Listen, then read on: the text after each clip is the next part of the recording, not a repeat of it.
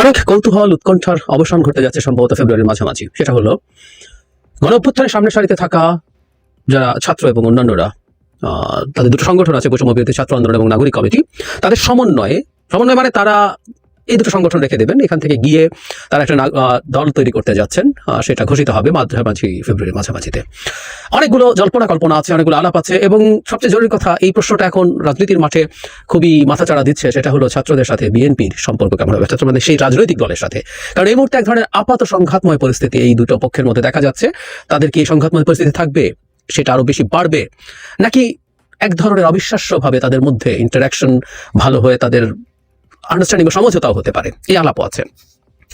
দল নিয়ে একটা কথা বলা একটু দরকার। আমরা এর মধ্যে একটা জায়গায় নিউজ এসছে, আমরা দেখেছি যে দলের মধ্যে একটা খুবই কৌতূহলোদ্দীপক তথ্য ছিল। সেটা হচ্ছে ছাত্র উপদেষ্টারা দুজন, জনাব নাহিদ এবং জনাব আসিফ, পদত্যাগ করবেন এবং দলে যোগ দেবেন। সেটা দল তৈরি হওয়ার আগেই, মানে দলের শুরু থেকে তারা থাকবেন। এবং এই তথ্য সামনে এসছে, জনাব নাহিদ ইসলাম সদস্য সচিব হিসাবে এই দলে থাকবেন, আর জনাব মাহফুজ আলম জুনে বেরিয়ে এসে দলে যোগ দেবেন, এরকম তথ্য এসছে। আমি জানি না যদি একটু সত্য হয়ে থাকে, মাহফুজ আলম আবার কয়েক মাস বেশি কেন থাকবেন, আই ডোন্ট নো। কিন্তু এরকম একটা জল্পনা কল্পনা ছিল, কিন্তু সেটা অস্বীকার করেছেন অন্তত ফর দ্য টাইম বিং। জনাব নাহিদ ইসলাম সাংবাদিকদের সাথে কথা প্রসঙ্গে বলেছেন, দল তৈরি বা তাতে যোগ দেওয়ার সিদ্ধান্ত হয়নি এখনো। মানে উনি কখনোই যোগ দেওয়া হবে না এই ধরনের কিছু বলেননি, এটাকে ফরএভার নাকচ করে দেননি। অন্তত এই মুহূর্তে তাদের সিদ্ধান্ত নেই, এই ধরনের কথা বলেছেন। আমি ব্যক্তিগতভাবে মনে করি যে এটা ঠিকই আছে তাদের জায়গা থেকে। এটা কনফার্ম হওয়ার আগে শেষ মুহূর্ত পর্যন্ত তারা তাদের হিসেব নিকেশ করবেন, বুঝবেন কি করলে তাদের জন্য ভালো হবে। কিন্তু আমি ধারণা করি তারা দলে যোগ দিচ্ছেন, এবং এটা দলে উচিত কয়েকটা কারণে। আমি প্রায় জনাব নাহিদ ইসলাম সম্পর্কে বলি, তার অন্তত দলে থাকা উচিত। কারণ এই মুভমেন্টে নাহিদ ইসলামকে অনেক বেশি প্রমিনেন্ট দেখা গেছে। এই সময়টা উনি ছিলেন এবং অসম সাহসিকতার সাথে এই মুভমেন্টে উনি দাঁড়িয়েছেন, নেতৃত্ব দিয়েছেন। সো তিনি দলে থাকলে এটা সবচেয়ে ভালো হবে। এবং একটা ভুল উনি করেছেন মেজর, আমি মনে করি, জনাব মির্জা ফখরুল ইসলাম আলমগীরের মন্তব্যের পরিপ্রেক্ষিতে তিনি ফেসবুক স্ট্যাটাস যেভাবে দিয়েছেন এবং যেভাবে বিবিসির সাথে কথা বলেছেন, এর বাইরে উনি যথেষ্ট ম্যাচিওর্ড আচরণ করেছেন। সো তার দলে যাওয়া উচিত এবং তার দলের ইমেজের জন্য ভালো হবে। একই সাথে ছাত্র উপদেষ্টারা আসলে সরকারে থাকলে সরকারের নিরপেক্ষতা প্রশ্নবিদ্ধ হবে, কোনো সন্দেহ নেই এতে। তারা যতই বলুন না কেন যে আমরা সরকারে আছি, আমরা কোনোভাবে দলের সাথে ইনভলভ নই, এটা আসলে মানুষ এনফোর্স করবে না, মানুষ এই আর্গুমেন্ট বাই করবে না। আমি বহুবার বলেছি, আজকে রিপিট করছি না, বহু ক্ষেত্রেই আমরা দেখবো উপদেষ্টাদের সাথে যারা বাইরে আছেন তাদের কথার ওভারল্যাপিং আছে, আবার বাইরের যারা কথা বলছেন সেটা উপদেষ্টাদের মুখে দেখা যাচ্ছে। আর আমরা তো সমাজে থাকি, প্রায় এই কথাটা বলি, দেখা যায় যে, বা এই তথ্য আমরা জানি যে উপদেষ্টারা কোনো না কোনো ফর্মে দল তৈরির সাথে আসলে এখন ইনভলভ করে, দলের জন্য বিভিন্ন এলাকায় কাজ বেশ আগে থেকে চলছে। সুতরাং তারা সরকারে না থাকাটাই ভালো হবে, সব দিক থেকে ভালো হবে। যে বিতর্ক, যে নিরপেক্ষতার প্রশ্ন, সেগুলো সরে গিয়ে তারা তাদের মতো করে ফুল সুইং সব যোগ্যতা, সব শ্রম, সব মেধা দিয়ে তাদের দল তৈরি করতে পারবেন। সো দলটা তৈরি হতে শুরু হলো। একটা ট্রু যে দলটা খুব ভালো কিছু করবে কিনা আমি স্কেপটিক, তাদের দল তৈরি হোক, আমি তখন হয়তো আবার কথা বলবো। কিন্তু যে প্রশ্নটা করছিলাম যে বিএনপির সাথে সাম্প্রতিক সময় তাদের নানা রকম দ্বিমতের জায়গা দেখা গেছে, এই সাম্প্রতিক বিশেষ করে মির্জা ফখরুল ইসলাম আলমগীরের বক্তব্যকে ঘিরে যেটা হয়েছে, এখানে এই প্রেক্ষাপটে কয়েকদিন আগেই, মানে ওই ঘটনার পরপর আরেকজন উপদেষ্টা, খুবই গুরুত্বপূর্ণ পরিচিত একজন উপদেষ্টা, ডক্টর আসিফ নজরুল একটা ফেসবুক স্ট্যাটাস দিয়েছিলেন। সেই স্ট্যাটাসটা আমি একটু পড়ি, অনেকে চোখে পড়েছি, একটু কয়েকদিন সময় হয়ে গেছে, তারপরও ওখানে একটা ইঙ্গিত আছে, সেই ইঙ্গিতটা নিয়ে কথা বলতে চাই।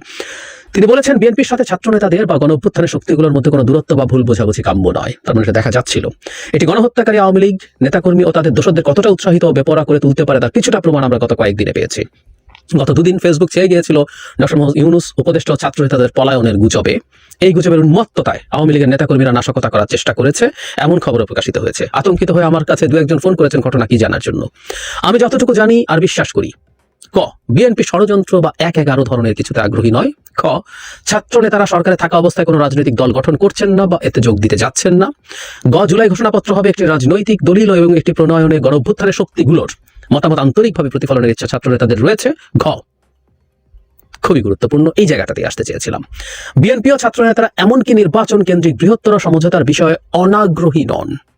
ব্র্যাকেটে লিখেছেন, এর ধরন ও ফর্মুলা আলোচনা সাপেক্ষে, তাই বিরোধের কোনো কারণ নেই। তারপরে ঐক্য বা এসব কথা বলেছি, কিন্তু আমি ঘটা আরো একবার পড়তে চাই, বিএনপি ও ছাত্র নেতারা এমনকি নির্বাচন কেন্দ্রিক বৃহত্তর সমঝোতার বিষয়েও অনাগ্রহী নন।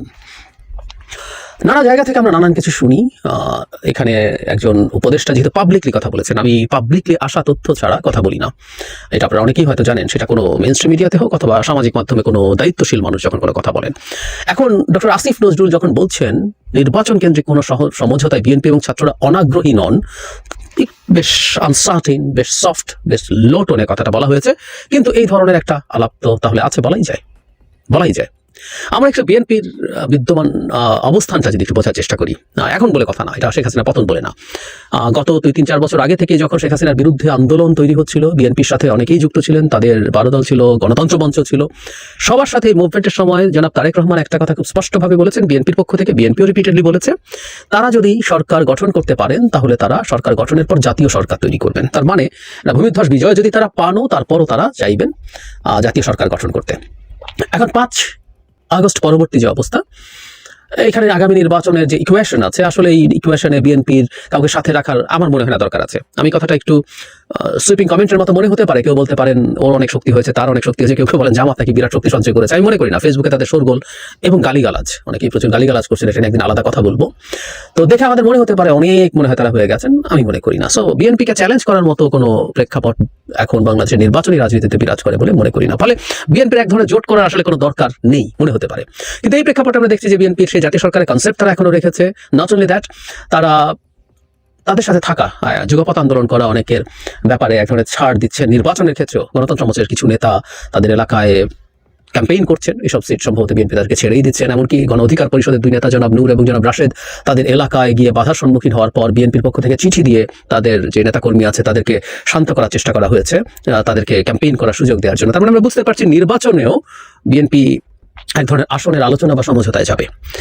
ফলে এই আওয়াজটা এখন উঠতে শুরু করতে পারে বা কিছুটা হলে উঠেছে বলে আমি ধারণা করি। বিএনপি যেমন একটা জাতীয় সরকারের চিন্তা করছে, তেমনি সংসদেও তারা কিছু মানুষজনকে এই ধরনের সমঝোতার মাধ্যমে নেওয়ার চিন্তা করবে কিনা। এবং ছাত্রদেরকে যদি বিএনপি এটা অ্যাকোমোডেট করে, আমার কাছে এর চেয়ে সুন্দর কিছু হয় বলে মনে হয় না। এখন কতটুকু হবে, কি হবে, সেটা অন্য আলোচনা, সেটা আলোচনা হতে থাকবে এবং এই আলোচনার মাধ্যমে নির্ধারিত হবে কতটুকু ছাড় বিএনপির পক্ষ থেকে দেওয়া হবে, কতটুকুতে এই ধরনের আন্ডারস্ট্যান্ডিং হবে।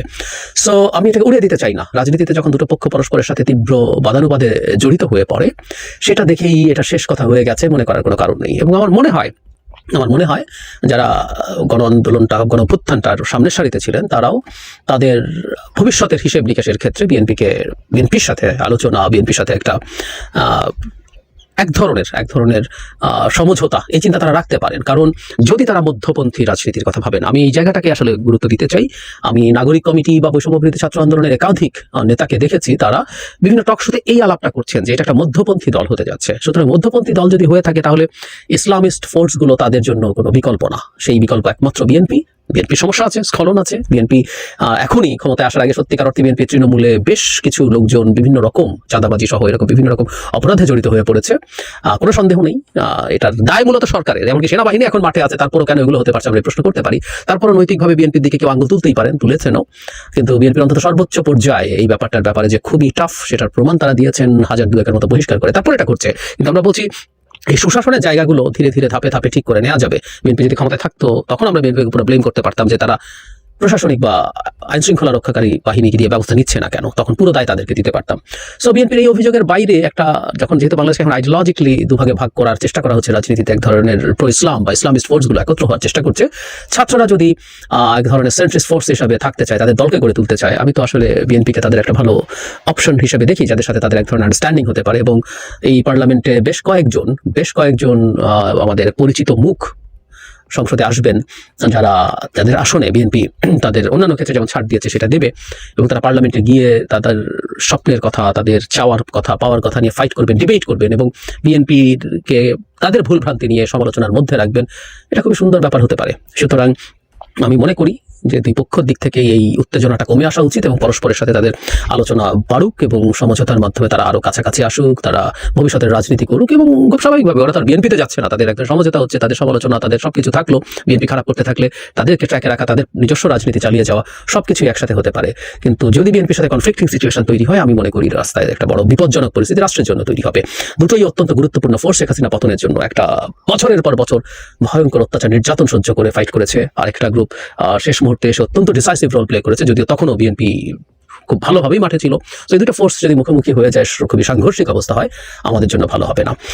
বটম লাইন, আমরা যারা বাংলাদেশকে অন্তত সেন্ট্রিস্ট ফোর্স বাংলাদেশের রাজনীতিকে নিয়ন্ত্রণ করবে, শাসন করবে দেখতে চাই, তারা আশা করি ছাত্রদের যে দল তৈরি হতে যাচ্ছে, ডক্টর আসিফ নজরুল যে কথা বলছেন সেটাই সত্য হোক, যে তাদের মধ্যে নির্বাচনে সমঝোতা যেন অসম্ভব না হয়ে ওঠে, এত ইনডিরেক্টলি যাতে সম্ভব হয়ে ওঠে এবং এটা খুবই পজিটিভ দিকে এগিয়ে যায়।